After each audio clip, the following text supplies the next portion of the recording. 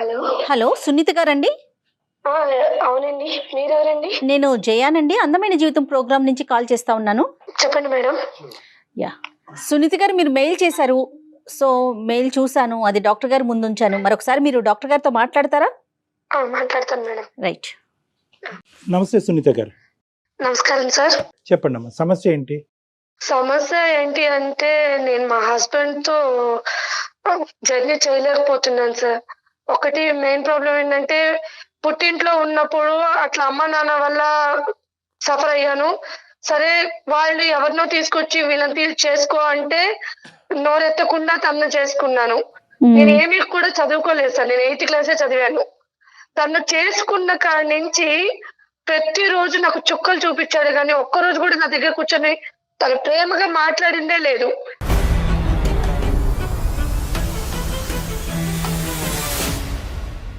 పైగా అనుమానం, కొడతారు, తన ఇష్టం వచ్చినట్టు చేస్తారు.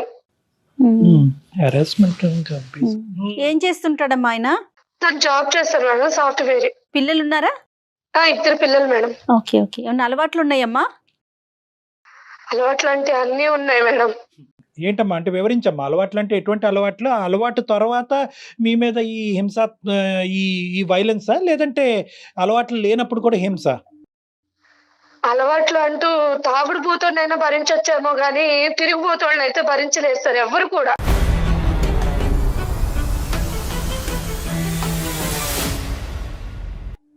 ఆ కళా పోషణ కూడా ఉందా? సరే. చాలా.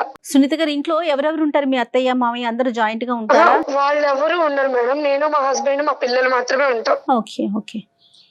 రైట్ అమ్మా. కాదమ్మా, అంటే హింస అంటే ఏంటమ్మా? ఊరికనే ఏదో ఒక కారణం చూపెట్టి నీలో ఇది ఉంది, ఇది లేదు, ఈ వంట బాగుంది బాగాలేదనే ఉద్దేశంతో అంటాడా, లేదంటే ఏ కారణం లేకపోయినా కూడా హెరాస్ చేసేటటువంటి మేల్ షవరిజమా?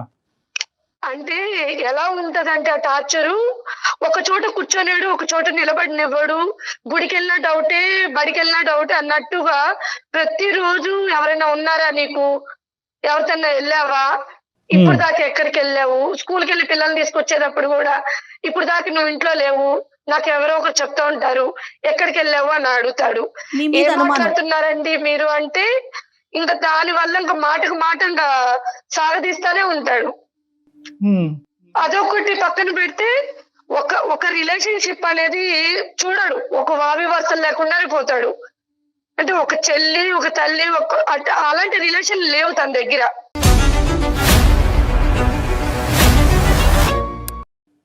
అంటే ఏంటమ్మా? అంటే వాళ్ళతో రెస్పెక్ట్ గా ఉండడా ఏంటి మీ ఉద్దేశం? అంటే ఒక భార్య దగ్గర చేయాల్సినవి అన్ని ఆ రిలేషన్ దగ్గరగా ఉంటాడు.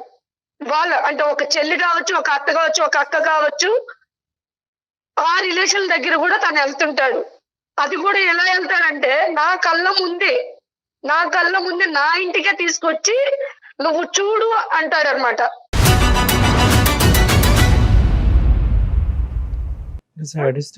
చెప్పేది కాదమ్మా. ఎవరిని తీసుకొస్తాడు, ఏం చూపెడతాడు అంటే ఏంటి? ఆ శారీరక పరమైనటువంటి అది మీ ఎదురుగుంటా డెమాన్స్ట్రేషనా ఏంటిది? అంటే నేను చూడాలి, తను ఎలా ఉంటాడనేది నేను చూడాలి. నేను మానసికంగా నలిగిపోవాలి తన కళ్ళ ముందు. నేను నా ముఖం మీద నవ్వు అనేది ఉండకూడదు. ఎందుకమ్మా అంత కసి ఏంటమ్మా నీ మీద, అంత కోపం ఏంటమ్మా? అంటే పెళ్ళై ఎన్ని సంవత్సరాలు అయింది మీది? 10 years అయింది సార్. 10 years బట్టి ఇదే ప్రవర్తన, లేదంటే తాగి బుర్ర పాడయి ప్రవర్తన? మేడం ఇప్పటి వరకు నాకైతే ఇష్టంతో చేసుకున్నానా కష్టంతో చేసుకున్నానా అనేది ఇప్పటి వరకు చెప్పలేదు నాకు. నుంచి ఇదే ప్రాబ్లం నాకు. కాదమ్మా, అతనికి ఏమైనా బ్యాక్గ్రౌండ్ స్టోరీ ఉందా? కష్టం మీద నిన్ను చేసుకున్నాడా? ఆ తల్లిదండ్రుల మీద చూపెట్టినటువంటి కోపం అంతా నీ మీద చూపెడుతున్నాడా? ఏంటిది అంటే ఇప్పటికైనా నీకు అర్థమై ఉంటుంది కదా. ఇప్పుడు కారణం ఉండేటటువంటి కోపం అంటే కొంతవరకు అర్థం చేసుకోవచ్చు. కానీ ఇది ఏంటంటే ఈ విపరీతమైనటువంటి ధోరణి, ఈ శాడిజం వెనకట్ల ఏ కారణం లేకుండా జరుగుతుందా అంటే కనుక మాకే ఆశ్చర్యంగా ఉంది. అది నాకు కూడా తెలియట్లేదు సార్. తను నన్ను ఎందుకు ప్రాబ్లం ఇలా చేస్తున్నాడు, ఇలా చూస్తున్నాడు. అప్పటికి నేను చాలా సార్లు అడిగా, నా వల్ల మీకు ఏమన్నా ప్రాబ్లమా, నా వల్ల ఏమన్నా ఉంటే నేను మార్చుకుంటాను అన్ని కూడా తనకి కూర్చొని చెప్తాను సార్. మీరే అడిగారా? మీ పెద్దవాళ్ళు కూడా అడిగారా? ఎవరన్నా పెద్దవాళ్ళని ఎప్పుడన్నా ఇన్వాల్వ్ చేశారా? ఎప్పుడు లేదు సార్. ఇప్పుడు నేను ఈ పడుతున్న బాధ కూడా మా ఇంట్లో ఎవరికి తెలియదు. వాళ్ళ ఇంట్లో తెలుసా? పోనీ వాళ్ళ ఇంట్లో కూడా తెలియదు మేడం. ఎందుకంటే నాకు తండ్రి చనిపోయాడు, అమ్మ కూడా నాకు కష్టపడి పెంచింది.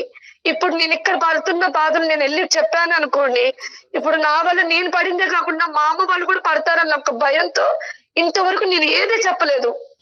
మరి అయినా కానీ పడుతూ ఎందుకున్నారమ్మా? అందరు ఆడవాళ్ళు చెప్పే మాట అదేనా? పిల్లల గురించి అండి, వాళ్ళ భవిష్యత్తు గురించి అండి, వాళ్ళకి అమ్మ నాన్న కావాలి అని అంటారు, అదేనా? అంతే సార్, పిల్లల కోసమే భరిస్తున్నాను. ఎంతకాలం భరిద్దాం అనుకున్నారు? ఇంకా శాడిజం చూపెట్టి రేపొద్దున ఏ పేకో ఒక చెయ్యో తీసేయచ్చు.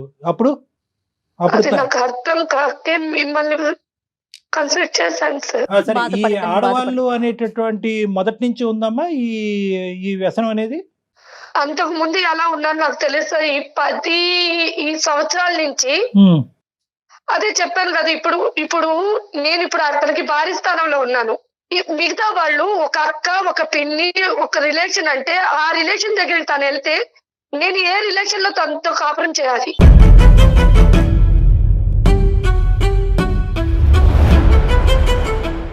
వాళ్ళు అంత దిగజారుడు ఏంటమ్మా? ఇప్పుడు ఓకే, ఇతను అంటే కనుక ఇతను వ్యక్తిత్వం, పర్సనాలిటీ భయంకరం ఉంది అనుకోవచ్చు. వాళ్ళు ఎందుకు అలా దిగజారిపోతున్నారు ఇతనితో ఆ వ్యసనాలకి, ఆ విధంగా ఫిజికల్ రిలేషన్ కి ఎలా వస్తున్నారు వాళ్ళంతా? సరే, తిని దగ్గర కూడా చాలా డ్రామాలు ఉంటాయి. అంటే బయటకు వెళ్ళిన తర్వాత ఎలా చెప్తారంటే, తను నాకు సపోర్ట్ చేయదు, తను నాతో ఉండదు, నా దగ్గర ఇంకా పడుకోదు.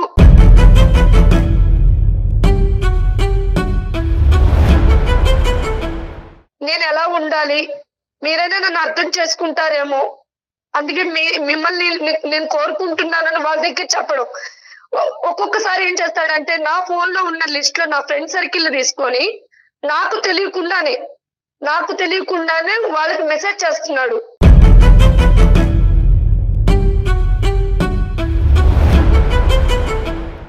ఇలా సునీత నాతో అడ్జస్ట్ అవ్వదు, సునీత నా దగ్గరికి రావట్లేదు, సరేనా, నా ప్రాబ్లం ఇది, నేను ఎవరికి చెప్పుకోవాలి అర్థం కాక మీతో చెప్పుకుంటున్నాను, అలా వాళ్ళకి చెప్పి వాళ్ళని వశపరుచుకుంటున్నాడు.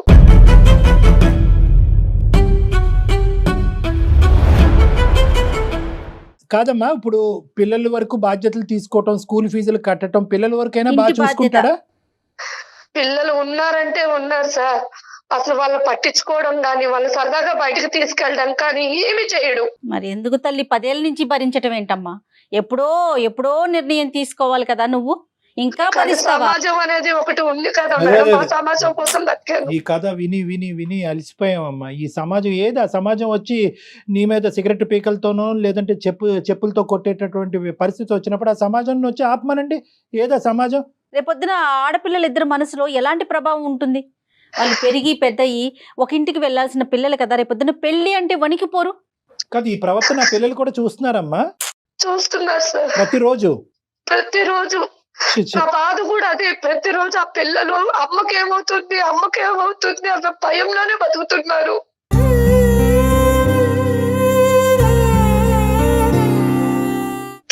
నేను చైల్డ్హుడ్ లో ఎలా అయితే నలిగిపోయాను, ఇప్పుడు నా పిల్లలు కూడా అలాగే నలిగిపోతున్నారు. సరే, నాకు అది 10 సంవత్సరాల పాటు భరించేటటువంటి సునీత ఈ రోజు మాకెందుకు చేస్తుందమ్మా ఫోను? ఇంకొక 20 సంవత్సరాలు భరించరాదు? నేను ఇలా అంటున్నానని నువ్వేమనుకోవద్దు. ఎవరిని ఉద్ధరించడానికి భరించటం, నీలో ఏ తప్పు లేదు అంటున్నావు. అతను చూపెట్టినటువంటి హింస యాంగిల్ ఏది లేదండి, అన్ని రకాల హింస చూపెట్టాడు అని అంటున్నావు. పిల్లలకు కూడా అది చూస్తున్నారు పిల్లలు. అందులో ఏంటంటే అన్నిటికంటే భయంకరమైనటువంటి అంశం ఏంటంటే ఒక శారీరక పరమైనటువంటి సంబంధానికి వావి వరుసలు అవసరం లేదు అనేటటువంటి ఒక రాంగ్ ఎగ్జాంపుల్ ఆడపిల్లలకు చూపెడుతున్నాడు. అమ్మ, ఇది ఏం చేయాలమ్మా? 5 నిమిషాలు వింటేనే మాకు అసహ్యం కలుగుతోంది. ఆ పిల్లలు ఏమనుకుంటారమ్మా? ఆంటీ ఎందుకమ్మా ఆ రూమ్ లోకి వెళ్ళింది, నాన్న ఎందుకమ్మా అక్కడ పడుకున్నాడు, ఇవన్నీ రావు రేపొద్దున. అప్పుడు ఏమంటారు? నాన్న ఎంత తిట్టుకుంటారో ఇది ఓపికగా చూసేటటువంటి నిన్ను కూడా అంతే తిడతారు. ఈ దరిద్రం అంతా మాకెందుకు చూపెట్టావమ్మా అని అంటారు. ఏం సమాధానం చెప్తారు? నీకు అమ్మా నాన్న ఇద్దరు కావాలి కాబట్టి నేను ఓపికగా ఉన్నానని అంటారా? ఏ సమాధానం చెప్పినా చల్లదు అక్కడ. ఎందుకు బయటకు రాలేకపోయారు అండి సునీత గారు? ఎందుకు ఆలోచిస్తున్నారు మీరు? అంటే మీ కాళ్ళ మీద మీరు నిలబడే ధైర్యం లేకనా? తోడు రీజన్ ఏంటి? తోడు సమాజం. ఆడపిల్లలు ఇప్పుడు నా జీవితం ఇలా అయిపోయిందని నా పిల్లల జీవితం కూడా నేను చెడగొట్టలేను కదా. రేపు అనే రోజు మీ నాన్న ఎక్కడ అంటే ఆ పిల్లలు సమాధానం చెప్పుకోకుండా తలదించుకొని బాధపడతారేమోనని ఇన్ని రోజులు సర్దుకున్నాను. ఒకటి సునీత గారి పెద్ద ప్రాబ్లం ఏమొచ్చిందంటే కనుక ప్రతి రోజు ఇలాంటి ఒక 20-30 కథలు వింటా ఉంటానమ్మా. ప్రతి వాళ్ళు ఇదే అంటారు, రేపొద్దున అదే పిల్లలు రేపొద్దున ఇంకో విధంగా మాట్లాడతారమ్మా. మీరేమనుకుంటారంటే నాన్న ఎక్కడమ్మా అనే ప్రశ్న అడుగుతారేమో, ఆ ప్రశ్న అడగకుండా వాళ్ళని కాపాడాలని మీరు అనుకుంటున్నారు. మీకు అర్థం కానిది ఏంటంటే ఇలాంటి నాన్నతో ఎందుకమ్మా ఇంతకాలం ఉన్నావు, ఇలాంటి నాన్ని మాకెందుకు చూపెట్టావమ్మా, మగజాతి మీదే నమ్మకం పోయే విధంగా మమ్మల్ని ఎందుకు తయారు చేసావమ్మా అని అడిగే పిల్లలు కూడా ఉన్నారు. అడుగుతారమ్మా, అడుగుతారండి రేపొద్దున.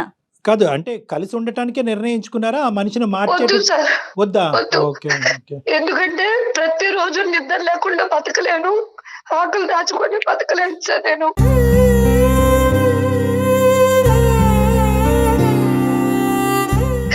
ఎందుకంటే నేను నిద్రపోతున్నానని అతను అనుకుంటాడు, కానీ నేను మేలుకొని అన్ని నా కళ్ళతో నేను చూసినప్పుడు నా గుండె ఎన్నిసార్లు బతలేదు అది అనుభవించి నాకు మాత్రమే తెలుసు.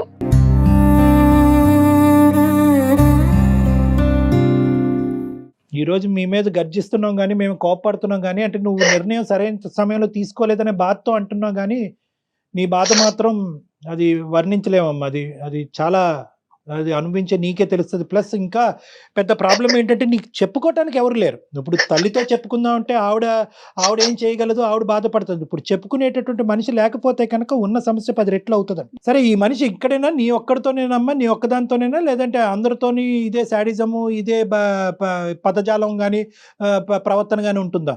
సార్ నేనంటే కట్టుకున్న పిల్లను కాబట్టి భరిస్తున్నాను సార్, పెట్టుకున్న వాళ్ళు ఎవరు భరించారు కదా. అవును అవును అవును.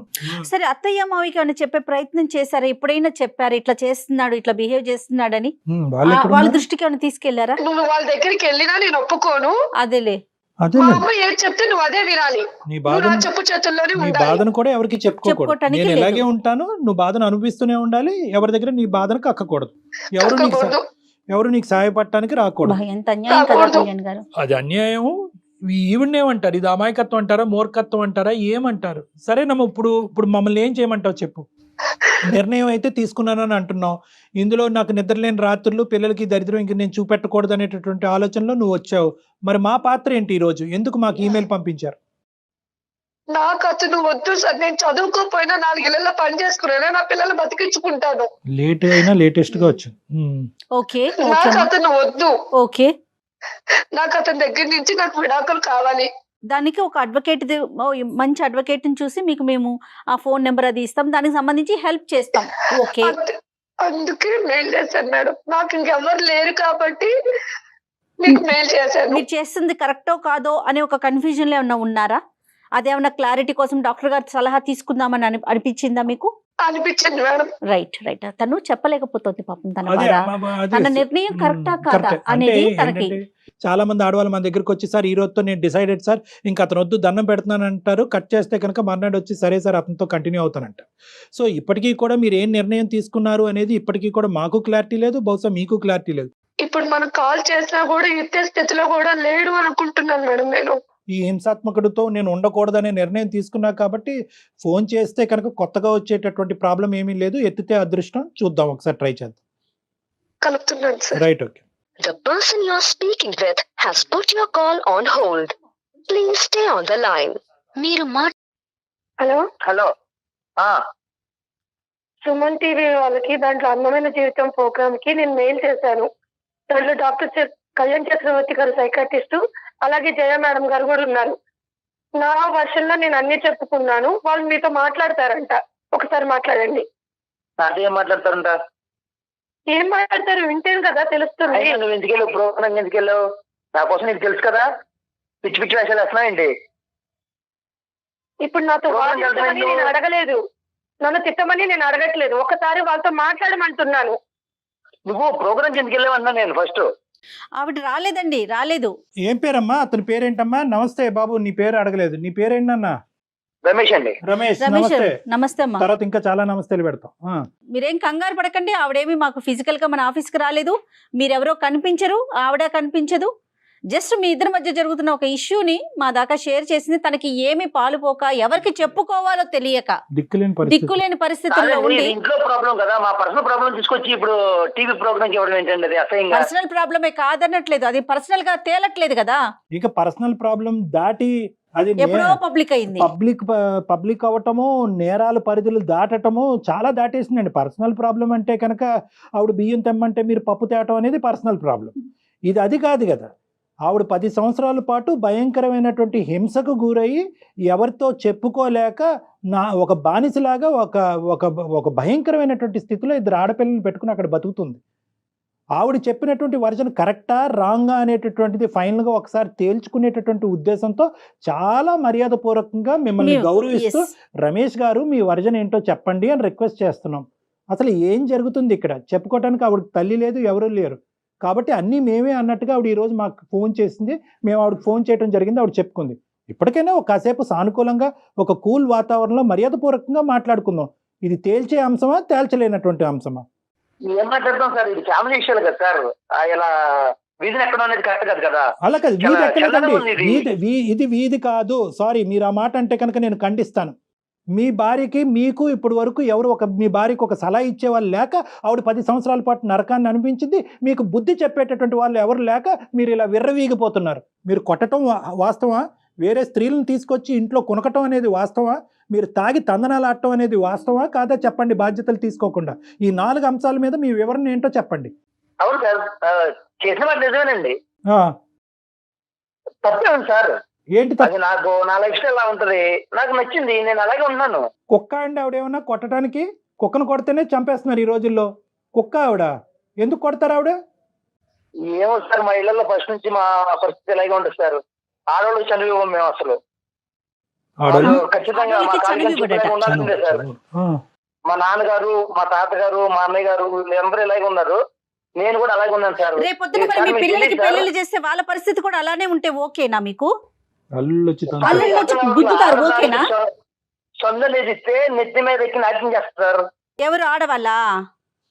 ఏం మాట్లాడుతున్నావయ్యా నువ్వు? సాఫ్ట్వేర్ వా? ఏం మాట్లాడుతున్నావు నువ్వు? ఏ కాలంలో ఉన్నావు? మా ఇంట్లో పరిస్థితి ఇలాగే ఉంటదండి. మీరు ఏమైనా ప్రత్యేకంగా ఉన్నారా? వేరే ప్రదేశంలో ఉంటున్నారా? మనుషుల మధ్య ఉండట్లేదు? తను అసలు నాకు ఇష్టం వచ్చినట్టు ఉండదండి, నాకు కంఫర్ట్ గా ఉండదు, నాకు నచ్చినట్టుగా నేను ఉంటాను అంతే. మీకు నచ్చినట్టుగా మీరు ఉన్నటువంటి వాయు వర్ష లేకుండా జంతువులాగా ప్రవర్తించటమా? కాదు నాన్న, ఏంటి ఇది మా పద్ధతులు, ఇది మా ఆనవాయితీ, ఇది మా సాంప్రదాయం అంటే ఏంటి? పారంపర్యంగా వచ్చినట్టు ఆవిడ కూడా ఆవిడ ఇంట్లో పద్ధతి సాంప్రదాయం కూడా అంతేనంట. మగాడిని చెప్పించుకుని కొట్టాలంట, అవసరం అయితే కనుక బూటకాలు కింద తొక్కేయాలంట. వాళ్ళ ఇంట్లో కూడా అదే సాంప్రదాయం అంటారు. అలా చేయకపోబట్టే మీకు 2 కాదు 3 కొమ్ములు ఉన్నాయి. కాదు, ఇప్పుడు కొట్టడం వెనకతలు సరే నువ్వు కొడుతున్నావు, ఇది సాంప్రదాయం, ఆడదాన్ని ఎక్కడైతే పెట్టాలో అక్కడ పెట్టకపోతే కనుక లేచి మన ఎత్తి మీద శివతాండం చేస్తుందని ఏదో పెద్ద పెద్ద కబుర్లు చెప్తున్నావు.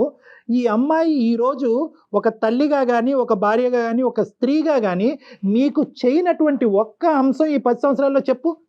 ఏదో చేయట్లేదు అంటున్నావు కదా. 0.5% వేలెత్తి తప్పు చూపెట్టు. 0.5% వేలెత్తి తప్పు చూపెట్టు. సార్ నాకు నచ్చినట్టు ఉండదు సార్ అమ్మాయి. ఏంటో నచ్చటం గడుపుకుంటు నువ్వు ప్రిన్సా నువ్వేమన్నా పెద్ద రాజువా? ఏంటి నీకేంటి నచ్చాలి? ఎలాంటి భార్య కావాలి? నేను ప్రిన్స్ కాకపోయినా నా ఇష్టాలు అంటే నాకు ఉంటాయి కదండి. నేను బ్రతకాలనుకున్నట్టు నాకు భార్యగా సపోర్ట్ చేయాలి కదా. చెప్పయ్యా సార్, ఇది ఎలాంటోడు అంటే కనీసం మా నాన్న చనిపోతే కనీసం మా నాన్న చూడటానికి రాలేదు.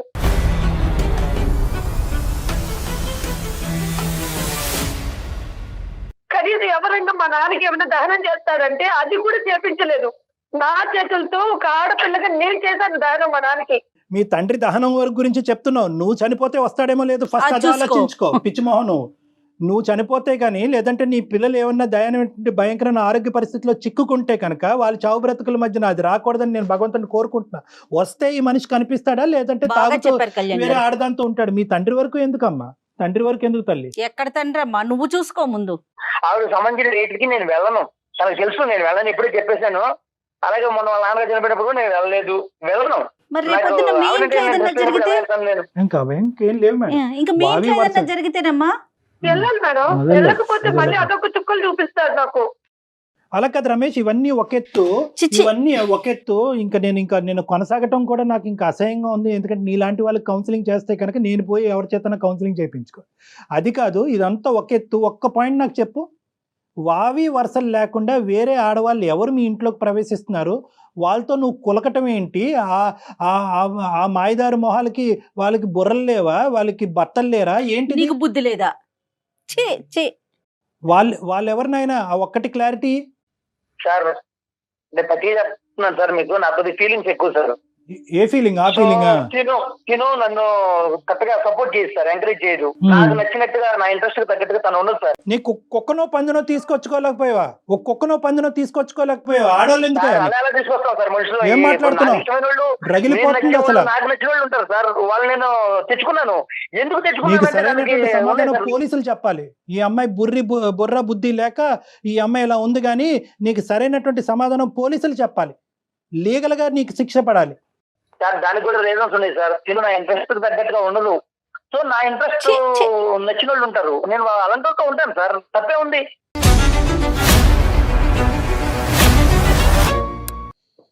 ఏమ్మా ఇప్పుడు అతనితో మాట్లాడి, అతనితో మేము కూర్చుని కౌన్సిలింగ్లు చేసి, అతన్ని దేవుణ్ణి చేసి మీ ఇంట్లో మీ గూట్లో మళ్ళీ పెడతాం అనేటటువంటి ఆలోచనతో నువ్వు మాకు చేసి ఉంటే కనుక బహుశా అది బూడిదపాలే.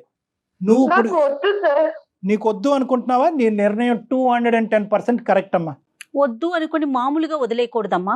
ఒక అడ్వకేట్ కి దగ్గరికి వెళ్ళి ఇది పోలీస్ స్టేషన్ అప్లై చేయటము, లేకపోతే డివోర్స్ కోసం వెళ్ళటం కాదు, ముందు పోలీస్ కంప్లైంట్ ఇవ్వాలని చెప్తాను నేనైతే. తనొద్దనుకోవడం కాదు, నేను ఒప్పుకున్నాను తనని. తనకి చెప్పండి, తనొద్దనుకోవడం కాదు, తనే నాకు వద్దు, నాకు తను సూట్ అవ్వదు, నా ఇంట్రెస్ట్ దగ్గర తను ఉండదు, తను నాకు వద్దండి.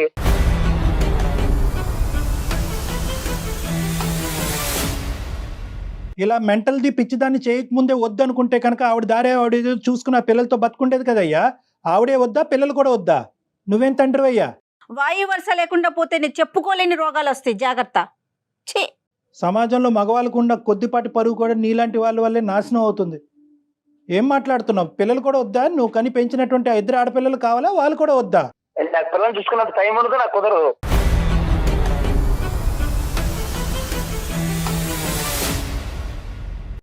రమేష్, చెప్పండి. నీకు కొన్ని సర్ప్రైజ్ రిటర్న్ గిఫ్ట్లు తొందరలోనే వస్తున్నాయి. నువ్వు వింటే కనుక ఇప్పుడే షాక్ అవుతావు, కాబట్టి దయచేసి నువ్వు ఫోన్ పెట్టేసే, ఆ అమ్మాయితో మేము మాట్లాడాలి. బాయ్ నాన్న. ఏం పర్లేదు సార్, నేను చూసుకుంటానండి. అలాగే పెద్ద గొయ్యి తవ్వుకుని అందులో చూసుకో. బాయ్. సరే అండి. అమ్మ పెట్టాడమ్మా అతను ఫోను? సరే. ఇంకో సునీత, నీ ఓపికి శతకోటి వందనాలే తల్లి. 10 ఏళ్ళ భరించేది ఇలాంటి మృగంతోనా? ఇప్పుడు తనకి ఏం చేయమంటారు? మీ సలహా ఏం చెప్తారు? లేదమ్మా, ఇప్పుడు ఇది మన పర్వ్యూలో లేదమ్మా.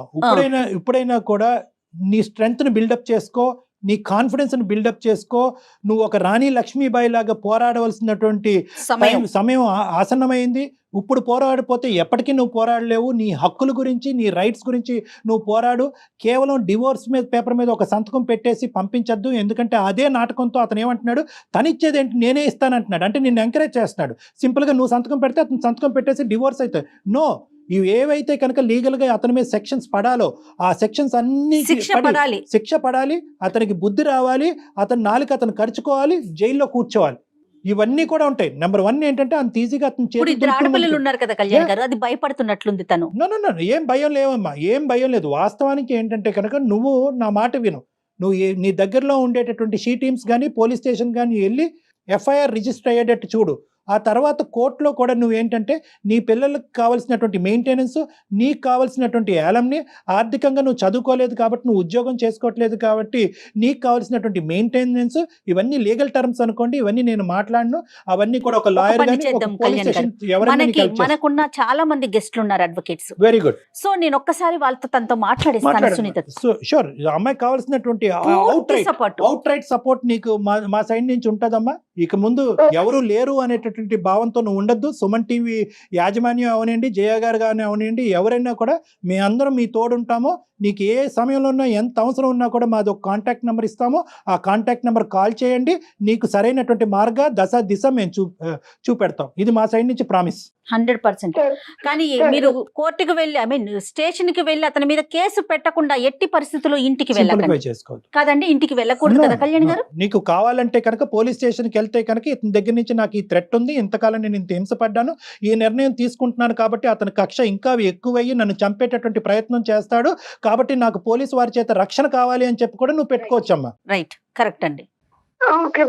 చాలా ధైర్యంగా ఉండు తల్లి. నేను మన ఈ ప్రోగ్రామ్ అయిపోయిన తర్వాత ఒక అడ్వకేట్ తో నేను మాట్లాడి వాళ్ళ నెంబర్ నీకు నేను పాస్ ఆన్ చేస్తాను. వాళ్ళతో ఒకసారి నీ ప్రాబ్లమ్ ఇంకా క్లియర్ గా, ఇప్పుడు ఎందుకంటే నువ్వు ఫోన్ లో మా అందరి మధ్యలో నువ్వు చెప్పలేకపోతున్నావేమో, బహుశా నీకున్న ప్రతి సమస్యని వాళ్ళతో వివరించు.